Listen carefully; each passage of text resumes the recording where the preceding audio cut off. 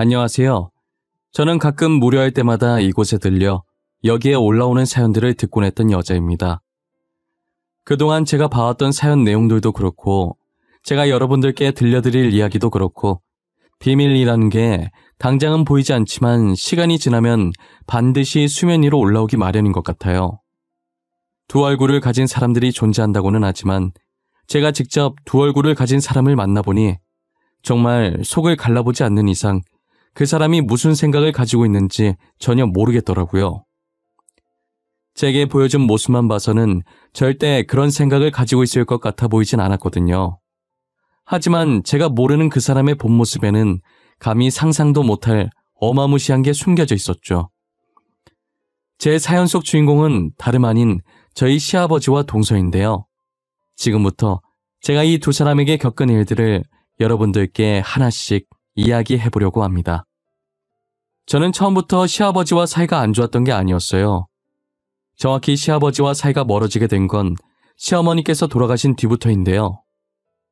저는 남동생을 하나 둔 남편과 결혼을 해 맏며느리로서 시부모님과 합가를 하며 살고 있었습니다. 당시 시부모님께서 제게 너무 잘해주셔서 시댁살이를 되게 편하게 했다는 생각을 하고 있었어요. 시아버지와 시어머니 모두와 사이가 좋았지만 그 중에서도 시어머니와 더 사이가 좋았었어요. 시어머니께서는 저를 우리 강아지라고 부르실 만큼 친딸처럼 이뻐하고 아껴주셨거든요. 정말 정 빼면 시체라고 해도 될 정도로 정도 많고 사랑도 넘치시는 분이셨죠. 하지만 그런 시어머니께서도 싫어하는 사람이 존재하긴 하더라고요. 제가 결혼하고 1년 뒤에 동서를 맞이하게 됐는데 시어머니께서는 동서를 무척이나 싫어하셨어요. 처음부터 싫어했던 건 아니고 동서가 시아버지를 대하는 태도를 보면서 싫어하게 되신 거예요. 동서는 시아버지 앞에서 오글거리는 말과 행동을 엄청 잘했거든요. 콧소리를 내며 시아버지를 부르고 시아버지 밥 위에 반찬을 올려주는 등 빤히 눈에 보이게 여우짓을 하는데 어느 누가 좋아하겠어요. 하지만 남한테 싫은 소리 못하시는 시어머니는 아무 말도 못하고 한숨만 쉬시는 게 다였어요. 저도 동서의 여우짓이 심하다고 생각을 했지만 이건 시작도 아니더라고요. 동서가 본격적으로 아양을 떨게 된 것은 시어머니께서 돌아가신 뒤였어요. 동서는 그동안 나름 시어머니 눈치를 보고 있었던 건지 시어머니께서 세상을 떠난 뒤로는 아예 대놓고 노골적인 여우짓을 해대더라고요. 동서가 저희 집에 놀러오면 자석이라도 붙였는지 시아버지 옆에 꼭 붙어서 떨어질 생각을 하지 않았어요. 저는 음식 준비를 하고 있고 동서와 시아버지는 거실 소파에 나란히 앉아 TV를 시청하는데 모르는 사람이 보면 서방님 와이프가 아니라 시아버지 와이프 같겠더라고요. 서방님도 시아버지와 잘 지내는 모습 좋다며 딱히 제재는 안 하는 눈치였어요. 저는 그 모습을 보고 있자니 참 가짠긴 했지만 그렇다고 동서가 저를 무시하거나 깔보진 않았기 때문에 시아버지께 잘 보이고 싶어서 저러나 보다 싶은 생각에 그냥 콧방귀만 살짝 끼고 말았어요. 솔직히 누구나 며느리로서 시부모님께 잘 보이고 싶고 이쁨 받고 싶은 건 당연한 일이잖아요. 저도 만약 애교가 많은 성격이었다면 동서처럼 시아버지께 행동하지 않았을까 싶기도 해요. 같은 며느리 입장에서 어느 정도 이해는 가기에 저도 딱히 별 생각 없이 넘어갔었어요. 저는 상대가 먼저 저를 깎아내리지 않는 이상 저도 상대방을 깎아내리지 않아서 동서가 무슨 짓을 하든 저한테만 피해 없으면 아무런 상관이 없었거든요. 그러다 갑작스러운 사고로 서방님께서 치료도 제대로 못 받아본 채로 세상을 떠나게 되신 거예요. 동서는 서방님이 죽은 후로 눈에 초점도 없이 살아가고 있길래 한동안은 제가 많이 챙겨줬었어요. 이대로 두면 정말 동서가 잘못될 수도 있을 것 같다는 생각에 걱정이 되더라고요. 서방님 따라가겠다면서 물 한 방울도 안 먹으려고 하길래 동서 설득하느라 애도 많이 먹었어요. 동서, 뭐라도 먹어야지. 지금 물 한 방울도 안 마셨어. 이러다 동서도 잘못되면 어떡하려고 그래. 밥 한 숟가락이라도 먹자. 내가 차려온 성의를 봐서라도 한 입만, 응? 형님, 저 진짜 살기 싫어요. 오빠 없이 제가 어떻게 살아요? 전 오빠 없인 못 살아요. 저도 그냥 오빠 따라갈래요. 그렇게 하게 그냥 저 좀 내버려 두세요. 동서, 부모님 생각은 안 해? 동서가 이러고 있는 거 알면 부모님께서 얼마나 걱정하시겠어. 그런 말 하는 거 아니야. 산 사람은 계속 살아야지. 이제 오빠도 없는데 제가 더 살아서 뭐해요. 저 그냥 오빠한테 가고 싶어요. 이대로 굶어 죽을래요. 그러니까 도로 가지고 나가주세요. 제발요. 동서, 내가 이렇게 부탁할게. 제발 살아. 괜히 쓸데없는 생각하지 말고 제발 살라고, 응? 지금은 힘들어도 나중엔 괜찮아져. 그러니까 조금만 참고 견디자. 내가 도와줄게. 동서가 제 말을 듣고 한동안은 제품에 안겨서 꺼이꺼이 숨 넘어갈 듯 울더니 그래도 다행히 다시 정신을 차리고 밥도 잘 먹고 씩씩한 모습으로 돌아오더라고요.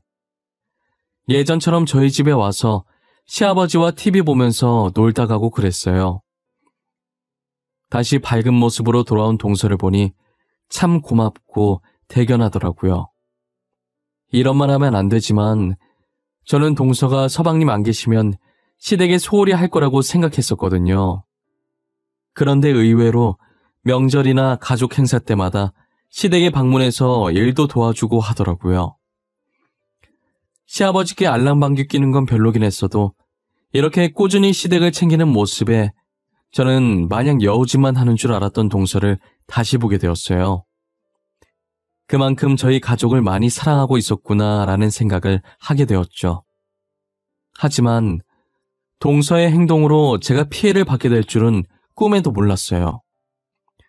늘 저를 친딸처럼 생각했던 시아버지신데 비록 지금은 동서를 더 잘 이뻐하시지만 제게도 한결같이 잘해주셨던 분이시거든요. 그런데 동서가 기운을 차린 뒤부터 시아버지도 점점 제게 변하기 시작했어요. 동서는 시아버지에게 자연스럽게 다가가며 서슴없이 지내더니 이제 아예 연인들이 할 법한 손잡기도 시아버지께 했었어요. 시아버지께서는 제지할 생각도 없이 그저 허허하고 웃고만 있더라고요. 아무리 친하다지만 며느리가 시아버지께 이래도 되나 싶을 정도로 붙어 있었어요. 반면에 저는 애교도 없고 무뚝뚝한 성격이라 시아버지께 동서처럼 살갑게 다가가지 못했었죠. 그랬기 때문에 시아버지께서는 당연히 저보다는 애교 많은 동서를 더 좋아하시게 되셨고 제게는 어쩜 그렇게 애교가 없고 싹싹하지 못하냐며 동서를 보고 배우라며 불만을 토로하기 시작하셨어요. 동시에 그동안 시댁살이 하면서 안 받았던 구박을 동서 때문에 뒤늦게 받게 된 거예요. 시아버지께서는 제가 하는 모든 일에 동서와 비교를 하면서 못마땅해 하시기 시작했어요. 하나부터 열까지 동서가 거론되지 않는 일이 없었어요. 집안일이야 제가 알아서 척척 해놓기 때문에 손댈 곳이 하나도 없었지만 항상 성격 같은 면에서 꼬투리를 잡고 늘 동서와 저를 비교하셨죠.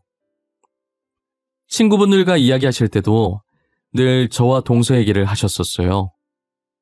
우리 둘째가 이번에 내 생일이라고 여행권 줬더라. 그동안 고생했다면서 말이야. 어찌나 마음씨가 이쁘던지 편지까지 써서 줬더라니까? 너도 여행권 받았어? 좋겠네. 다들 여행권이 유행인가 봐. 이번에 수철이도 자식들한테 해외여행권 받았다더라고. 그래?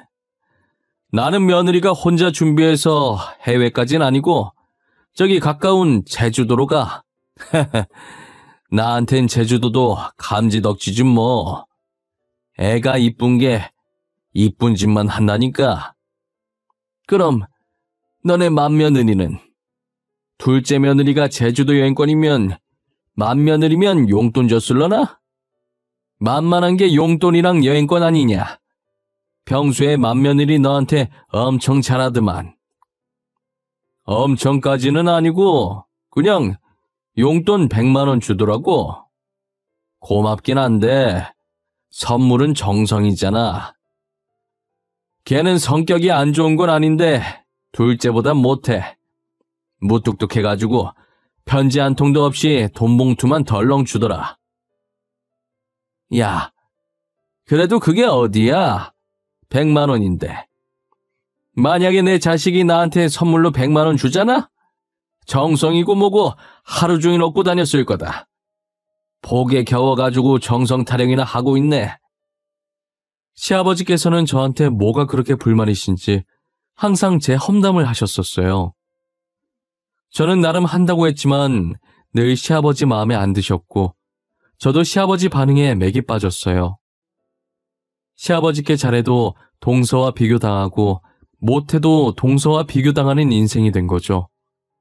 매일같이 욕먹는 저와 달리 동서는 똥을 싸도 칭찬을 받는 지경까지 됐어요. 동서는 매일같이 저희 집에 찾아왔고 시아버지 옆에 붙어 있어서 거의 살다시피 했었어요. 시아버지 옆에서 팔짱을 끼고 콧소리를 내며 애교도 부리고 시아버지 어깨에 머리도 기대고 정말 연인들에게 자주 보이는 행동들을 동서가 시아버지께 하고 있는 거예요. 한 번은 제가 일을 하고 퇴근해서 집에 왔는데 시아버지와 손깍지를 끼고 있는 동서를 보고 기겁했어요. 그렇다고 대놓고 앞에서 티는 안 냈지만 저게 무슨 상황인지 당황스럽더라고요. 저 둘은 자기들 세상에 빠져서 제가 들어온 줄도 모르고 있는 것 같았어요.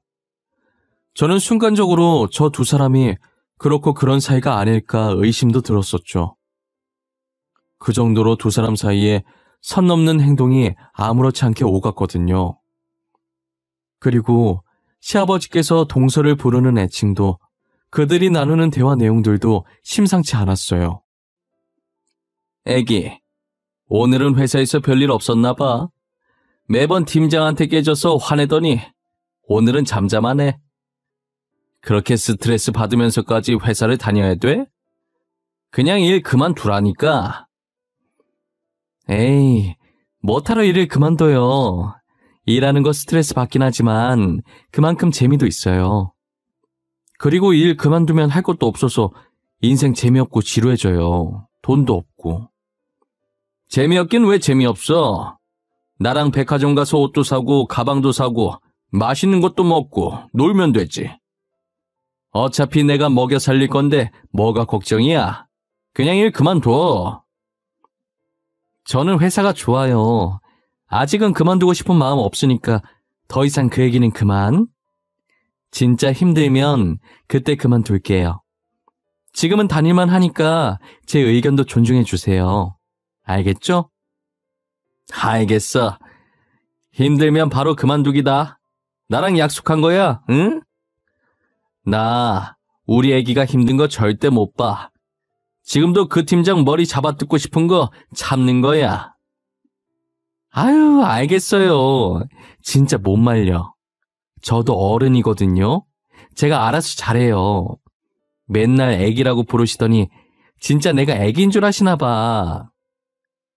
당연히 나이 많은 내 눈엔 네가 애기로 보이지. 너보다 나이 많은 우리 장남도 아직 애기로 보이는데. 저는 시아버지가 동서에게 애기라고 부르는 소리에 경악을 하지 않을 수가 없었어요. 너무 놀라서 저도 모르게 순간적으로 양손으로 제 입을 틀어막아 버렸죠. 제가 지금 무엇을 들은 건가 싶기도 하고 이 상황이 꿈인 건가 싶기도 했어요. 하지만 방으로 들어와서 제 허벅지를 꼬집어 보니 아픈 게 느껴지는 것이 꿈은 아니더라고요. 너무 충격적이라 남편에게도 들었던 걸 그대로 얘기해 주었어요. 여보, 내가 아까 뭘 들었는지 알아? 아마 당신이 들으면 충격받을걸? 나도 지금 이렇게 어처구니가 없는데 당신은 얼마나 황당할까? 왜? 뭘 들었는데? 나 웬만해서 안 놀라는 거 알지? 뜸들이지 말고 빨리 말해봐. 당신 말처럼 내가 얼마나 황당해할까 궁금하네? 아니 글쎄, 어제 동서랑 아버님이 내가 퇴근한 줄도 모르고 소파에 앉아서 이야기하더라고. 근데 아버님이 동서한테 뭐라고 부르는지 알아? 애기라고 불러, 애기. 애기? 진짜야? 아버지가 재수 씨한테 애기라고 했다는 거야? 에이, 설마. 당신이 잘못 들은 거 아니야? TV에서 그렇게 얘기한 거 아니고? 아니야. 아버님께서 애기라고 하는 거 내 두 귀로 똑똑히 들었어. 그리고 TV 켜져 있지도 않았어. 아버님, 동서한테 간이고 쓸개고 다 내어줄 기세시던데? 당신 말이 진짜라면 이거 진짜 충격인데? 둘이 뭐 있는 거야? 그렇지 않고서는 그런 애칭을 쓸 리가 없잖아. 그것까진 나도 모르겠는데, 근데 뭔가 있긴 있는 것 같아. 아버님이 동서 보고 회사 그만두라면서 먹여 살릴 수 있다 뭐 그런 얘기 하시더라니까. 남편은 제 말을 듣고도 도무지 믿기지가 않는다는 눈빛이었어요. 자기 아버지가 자기 재수 씨랑 그렇고 그런 사이 같다는데 누가 믿고 싶겠어요? 저도 제 시아버지와 동서가 그러고 있는 걸 목격하고 충격을 받았는데 남편은 저보다 더 충격이겠죠. 저는 그 둘이 사랑을 하고 있다는 것으로 확정지었고 아버지와 딸뻘인 것도 모자라 어떻게 시아버지와 며느리가 만날 수 있는지 정말 소름이 끼치고 시아버지와 같이 살고 싶지가 않았어요. 분가를 해야겠다는 마음 반과 그래도 혼자 계신 시아버지를 어떻게 두고 가냐는 마음 반이 충돌했죠. 그렇게 고민하고 있을 때 어김없이 동서가 저희 집으로 놀러왔고 제가 있으니 스킨십은 하지 않고 그냥 조용하게 시아버지 옆에 앉아있더라고요. 그러다가 전화 한 통을 받고 다급하게 집을 나가더니 어디론가 뛰어가는 거예요. 저렇게 나간 적이 한 번도 없었어서 급한 일이라도 생겼나 보다 싶었죠. 점심을 만들려고 냉장고 안에 재료를 찾는데 마땅히 쓸만한 재료가 없는 거예요. 그래서 나간 김에 일주일치장을 봐야겠다는 생각에 지갑과 차키만 챙겨서 나갔어요. 원래 마트가 15분 거리에 있어서 보통은 차 없이 그냥 걸어서 가는데 이번엔 짐이 많을 것 같아서 차를 끌고 가기로 했죠. 차를 타려고 지하 주차장에 갔는데 어디선가 동서 목소리가 들리는 거예요. 저는 차를 타려던 걸 멈추고 소리가 나는 쪽으로 조심히 향했어요. 그러다 어떤 모르는 남자와 함께 있는 동서를 발견하게 됐죠. 그런데 동서가 그 남자에게 시아버지 얘기를 하면서 투정을 부리고 있더라고요. 저는 쎄한 느낌이 들기 시작해서 몰래 뒤에서 휴대폰 카메라를 들고 녹화를 하기 시작했어요. 자기야, 나 언제까지 이러고 있어야 돼? 다음 계획 아직 안 나왔어? 망할 놓친 내가 나를 지 애인으로 생각하고 있다니까? 나한테 애기 하는데 진짜 토 나올 것 같아. 조금만 참고 있어봐. 그 놓친 내 재산이 좀 많은 게 아니야. 아들 사망보험금도 두둑하더니 놓친 내까지 돈이 많네. 안 그렇게 생겨서 숨겨둔 돈이 꽤 많아. 그거 다 찾을 때까지만 기다려봐. 나 솔직히 너무 무서워. 내 남편 그렇게 만든 것도 솔직히 우리잖아. 지금은 단순 사고사로 넘어갔지만 나중에 들키기라도 하면 어떡해. 그 전에 빨리 떠야지. 조금만 기다려 보라니까 왜 이렇게 재촉해? 금방 끝나니까 조금만 더 참아, 어? 노인네가 알아차리기 전에 연기 잘하고, 알겠지? 언제까지 이 짓을 해야 하는데? 남편 죽으면 그만 끝난다고 했잖아. 지금 남편 죽은 지가 벌써 반년이야, 반년.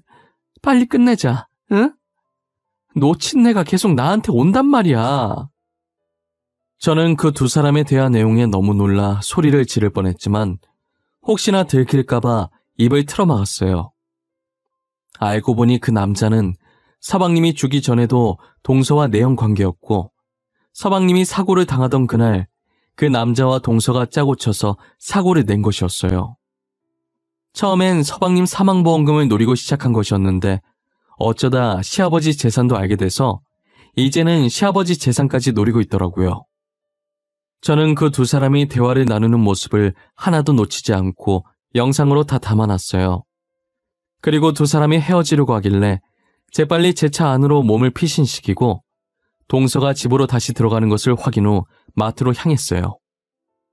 마트에서 장을 보고 집으로 돌아올 때까지 참 많은 생각이 들었어요. 그렇게 시아버지께 알랑방귀 껴가면서 애교를 부리던 사람이 저렇게 시커먼 속내를 감추고 있었다는 게 너무 놀랍고 징그럽고 소름이 끼치더라고요. 음식을 만들면서도 영상을 지금 보여줘야 하나 말아야 하나 고민했는데 그동안 시아버지께서 저와 동서를 비교해가며 험담을 한 것이 생각나 괘씸했어요. 그러다 며칠 동안 고민하게 되었고 드디어 결전의 순간이 다가온 거예요. 결전의 날은 바로 동서의 생일날이었어요. 아니나 다를까 시아버지께서는 동서의 생일을 챙겨야 한다며 온 가족을 부르더라고요. 저는 처음부터 그 영상을 동서 생일이니까 가족들도 다운 시점에서 지금 풀어야겠다라는 생각을 하지 않았어요. 그때까지도 영상을 보여줄지 말지 엄청나게 고민을 하고 있었던 와중이었어요. 그런데 동서가 시아버지께 생일 선물로 돈을 받고 고맙다며 또 스킨십을 하는데 너무 불편하더라고요. 이제 동서의 목적이 무엇인지 아니까 제가 너무 불편해서 안 되겠더라고요. 그래서 가족들이 있을 때 그 영상을 보여주기로 마음을 먹게 됐어요. 그렇게 한창 동서의 생일 파티로 분위기가 무르익기 시작했고 저는 몰래 남편을 시켜 거실 TV에 제 휴대폰을 연결시켜 달라고 했어요.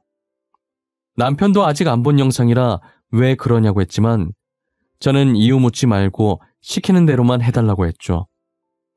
가족들은 식탁에서 즐기다가 하나둘씩 거실로 자리를 이동하더라고요. 자연스럽게 거실에서 다시 술 파티가 벌어졌고 모든 사람들이 거실 한가운데 모이게 됐어요. 화장실에 갔던 사람까지 다 온 것을 확인하고 저는 영화가 보고 싶은 척 TV를 틀려고 했죠. 하지만 동서가 파티 중에 생뚱맞게 무슨 영화냐고 제 손에 들린 리모컨을 빼앗으려고 하는 거예요. 혹시라도 제 계획이 틀어지게 될까 다급하게 분위기 있는 노래라도 틀겠다고 했죠. 동서는 다급해 보이는 제 모습에 미심쩍은 듯 하더니 알겠다고 하더라고요. 저는 다시 리모컨을 들어서 TV를 켰고 빠르게 그 영상의 재생 버튼을 눌렀어요. 그리고 가족들 목소리에 묻힐까봐 볼륨을 높여서 모든 사람들이 다 들을 수 있게 만들었죠. 남편은 제가 TV를 켠 것을 보고 가족들을 조용히 시켰어요.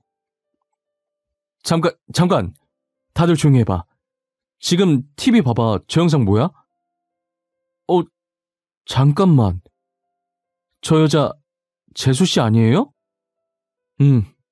저거 동서 맞아. 동서 앞에 있는 남자는 서방님 죽기 전부터 만나오던 내연남이고 서방님 죽은 것도 다 동서랑 저 남자가 계획한 거야. 사망보험금 때문에. 재수씨, 그게 정말이에요? 제 동생 진짜 재수씨랑 저놈이 짜고 죽인 거예요? 그런 거냐고요? 당신 진짜 미쳤어? 어떻게 사람을 죽일 생각을 해? 아무리 돈에 미쳐도 그렇지. 서방님도 그렇게 죽여놓고 이젠 아버님까지 노려? 왜? 한번 해보고 안 들키니까 더 욕심이 났나 봐? 이 일이 안 밝혀질 거라고 생각한 거야? 아니에요. 형님, 저 여자는 아니에요. 닮은 사람이겠죠. 저 진짜 아니에요. 제가 왜 남편을 죽여요? 저 진짜 아니에요. 믿어주세요. 아주버님, 저 진짜 아니에요. 당신 진짜 미친 사람이야. 사람 목숨이 장난이야? 내 동생도 모자라서 아버지까지 죽이라고 해? 너 가만 안 둘 거야. 너 죽는 날까지 두고두고 괴롭힐 거야. 내 동생 고통도 다 돌려받게 할 거야. 영상을 본 남편은 동서를 죽일 거라고 달려들었고 저는 혹시나 남편이 사고라도 칠까 말리기 바빴어요. 시아버지께서는 그 영상에 그리고 저희 대화에 충격을 받아서 한동안 말을 못하고 허공을 보셨어요. 동서가 아니라고 믿어달라면서 시아버지의 바지가랑이를 잡았고 시아버지는 그런 동서를 보는 순간 정신을 차리셨는지 동서의 머리채를 잡고 패대기 치시더라고요. 저는 너무 놀라서 소리를 질렀고 남편도 시아버지의 그런 모습을 처음 보고 놀래서 달려들다가 멈추고 시아버지를 멍하니 쳐다봤어요. 시아버지께서는 분이 풀리지 않으셨는지 동서의 몸을 세게 밀쳤어요. 동서를 밀치고서 주저앉아 울고 있는 동서를 보며 입을 떼셨죠. 아프니? 너는 겨우 이 정도밖에 안 했는데도 아파? 그래? 우리 아들은, 가여운 내 아들은 네 손으로 죽여놓고 지금 나한테 뺨 맞은 걸로 아파? 아버님, 죄송해요. 저도 남편을 죽일 줄은 몰랐어요. 저는 그냥 큰 돈을 손에 쥘 수 있다는 말만 믿고 하라는 대로 한 것뿐이에요. 너는 네 손으로 선을 자르면서 이 차 탔다가 사람이 죽을 수도 있겠다는 생각을 한 번도 안 해봤던 거야? 너 몰랐다면 거짓말이다. 부품 중 하나를 손상시켜놓고 어떻게 그런 생각을 안 해? 저 진짜 몰랐어요. 사람이 죽을 거라는 거 알았으면 절대 안 했을 거예요. 저는 그냥 시키는 대로 한 것뿐이란 말이에요. 저 진짜로 몰랐어요. 믿어주세요, 네? 내가 믿어주면 죽은 내 아들이 살아 돌아오니? 살아 돌아오냔 말이야! 당장 내 아들 살려내! 살려내라고! 시아버지께서는 울부짖으며 동서의 멱살을 붙잡고 흔들다가 집에 있는 물건들을 동서 주위로 던졌고, 동서는 죄송하다는 말만 계속하다가 눈물을 닦으면서 집을 나가버렸어요. 저 영상 하나로 저희 집은 말 그대로 초토화가 되어버렸어요. 시아버지는 소리 지르며 울부짖고 남편도 조용히 눈물 훔치고 있었고, 저는 복잡한 심경으로 남편을 달래며 서 있었죠. 두 부자가 한참을 울었고 그나마 제정신인 제가 어질러져 있는 집을 치우고 있었어요. 시아버지께서는 잠긴 목소리로 제게 말을 거시더라고요. 아가, 우리 강아지. 이렇게 강아지라고 불러보는 것도 참 오랜만이구나. 내가 매번 둘째랑 비교해서 기분 안 좋았을 텐데 그동안 내가 미안했다. 아니에요. 저는 벌써 다 잊었어요. 오히려 제가 죄송하죠. 저를 딸처럼 여겨주셨는데 애교가 없어서 아버님께 감사하다는 표현을 못했어요. 네가 무슨... 이제껏 날 돌봐준 것만으로도 다 표현된 건데 이 나이 먹으면서 며느리급이나 나누고 있고 내가 이제껏 나이를 허투루 먹었어. 그런 말 하지 마세요. 저는 진짜 괜찮아요. 너무 마음 쓰지 마세요. 그렇게 마음 쓰이면 지금부터라도 다시 예전처럼 잘해주시면 되죠. 안 그래요? 이렇게 착한 며느리를 두고 내가 그동안 무슨 짓을 했는지 모르겠구나. 이 못난 애비를 용서해 주겠니? 내가 정말 미안했다. 시아버지께서는 진심으로 제게 사과를 하셨고 저는 따뜻한 미소로 답을 했어요. 제 미소를 보자 시아버지께서는 또 눈물을 보이시더라고요. 저는 남편 옆구리를 찔러서 달래드리라고 하고 집을 마저 치우고 있었어요. 어느 정도 치우고 저희는 다시 동서 얘기를 하기 시작했어요. 저희는 당연히 동서와 내연남을 고소하기로 마음을 맞췄어요. 이미 제가 찍은 영상 속에 동서가 직접 범행을 실토하는 내용이 있으니 증거 자료로 충분했고 혼자 다 뒤집어 쓰기 싫은 동서는 알아서 모든 정황을 다 설명하게 될 거라는 생각을 했죠. 저희는 다음날 해가 뜨는 대로 변호사를 만났고 증거 영상을 제출해서 동서와 내연남에게 걸 수 있는 모든 죄들을 모조리 엮어서 고소를 진행했어요. 그 둘의 범행이 계획적이고 죄질이 나쁘다고 판단되어 결국 징역형을 피할 수 없었어요. 동서는 정말 반성을 많이 한 모양인지 들어가기 전에 시아버지께 죄송하다고 무릎을 꿇었어요. 시아버지는 동서를 못 본 척 지나갔지만 동서는 시아버지가 눈에 안 보일 때까지 계속 꿇고 있었어요. 저도 곧이어 한숨을 쉬고 남편과 함께 재판장을 빠져나왔죠. 아버님, 괜찮으세요? 안 괜찮으시겠지만 이럴 때일수록 힘내셔야 해요. 서방님도 진실이 밝혀져서 이제 편히 가셨을 거예요. 나는 지금 우리 아들 때문에 그런 게 아니야. 이미 죽은 사람인데 걱정해서 못하겠어. 너한테 너무 미안한 마음뿐이라 그런 거지. 너가 신경 쓰지 말라고 했지만 신경 쓰이는 건 어쩔 수 없구나. 저는 다 잊었다니까 또 그러시네. 아버님, 저는 진짜 괜찮아요. 아버님이 이러실수록 제가 더 불편해요. 그러니까 예전처럼 편하게 대해주세요. 그래야 저도 아버님을 편하게 대하죠. 우리 장남은 어떻게 이렇게 마음씨 착한 사람을 짝으로 데리고 왔는지. 나는 만약 죽게 되어도 장남 걱정은 안 해. 너가 옆에 있으니까. 그게 무슨 소리예요. 저희가 오래오래 같이 살아야죠. 시아버지의 표정을 보니 그래도 전보다는 한결 가벼운 느낌이셨어요. 서방님께도 제게도 늘 미안한 마음을 안고 사실 것 같지만 이제는 모든 걸 놓고 저희 곁에서 마음 편히 사셨으면 좋겠어요. 저도 언제나 시아버지 곁에 있으면서 며느리이자 딸이 되어 드리려고 마음먹었어요. 시아버지도 제게 잘해주겠다 마음먹으셨는지 동서에게 했던 것보다 훨씬 잘해주세요. 지금 반년이 지나긴 했는데 시아버지가 제게 잘해주시긴 하지만 아직도 저와 살짝 대면대면 하긴 해요.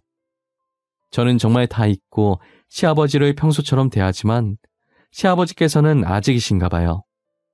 계속 그런 감정 가지고 있어봐야 시아버지만 힘들어지실 게 뻔해서 걱정이에요.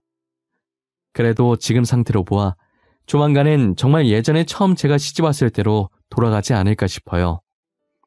그런 날이 왔으면 좋겠는 제 바람일 뿐인 것 같지만요. 제 이야기는 이제 여기서 끝마치려고 합니다. 제 경험을 통해 비밀은 세상에 존재하지 않는다는 것을 알려드리고 싶은 마음에 글을 써보게 되었어요.